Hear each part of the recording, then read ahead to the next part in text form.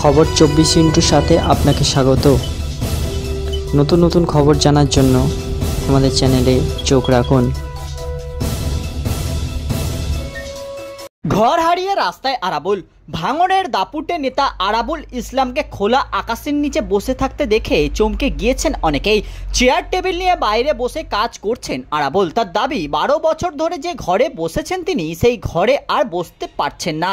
কিছুদিন ভিডিও ঘরে বসে কাজ করছিলেন আর বৃহস্পতিবার থেকে বসছেন রাস্তায়। আরাবুলের এই পরিস্থিতি দেখে বিধায়ক শওকত মোল্লা বললেন নাটক। আরাবুল শওকত বিরোধ সামনে এসেছে বারবার। আরাবুলের সেই দাপট এখন আর নেই, এমনটাই মনে করেন এলাকার রাজনীতিকরা। আর এবার সরাসরি আরাবুলকে কটাক্ষ করলেন ক্যানিং পূর্বের বিধায়ক শওকত মোল্লা। তিনি বলেন নাটক করছে, নিজের কয়েকজন পেটুয়াদের দিয়ে কাগজ নিয়ে এসে সই করে ফেসবুকে পোস্ট করছে, লজ্জা শরম বলে কিছুই নেই।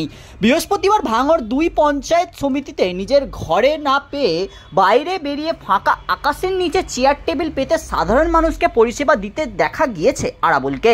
ঘটনার কয়েক ঘন্টার মধ্যে ভাঙড় 2 পঞ্চায়েত সমিতির ঢিলছড়া দূরত্বের ভাঙড় বিজয়গঞ্জ বাজারে দলীয় কর্মীদের নিয়ে বিশেষ আলোচনা সভা করেন শওকত। সেখানেই বক্তব্য রাখতে গিয়ে তিনি আরাবুলকে কটাক্ষ করেন। মমতা বন্দ্যোপাধ্যায় ও অভিষেক বন্দ্যোপাধ্যায়ের সঙ্গে ভাঙড় নিয়ে কথা হয়েছে বলে জানান তিনি। শওকত বলেন, ভাঙড় তৃণমূল কংগ্রেস লোকসভায় যেভাবে লড়াই করেছে বিধানসভায়ও একই রকমভাবে লড়াই করবে, তার জন্য সব রকম সহযোগিতা আমরা পাবো। তিনি বোঝাতে চাইলেন আরাবুল কোনো ফ্যাক্টর নয়, মমতা বন্দ্যোপাধ্যায় অভিষেক বন্দ্যোপাধ্যায় তার সঙ্গেই আছেন। কয়েকদিন আগে আরাবুল জোর গলায় বলেছিলেন দলের 200% সাপোর্ট তার সঙ্গে আছে। তারপর শওকতের এই ব্যাখ্যা। আরাবুল শওকতের এই কাজিয়ার রেস কতদিন চলে এখন সেদিকেই তাকিয়ে ভাঙড়ের রাজনৈতিক মহল। ব্যুরো রিপোর্ট, খবর 24/7।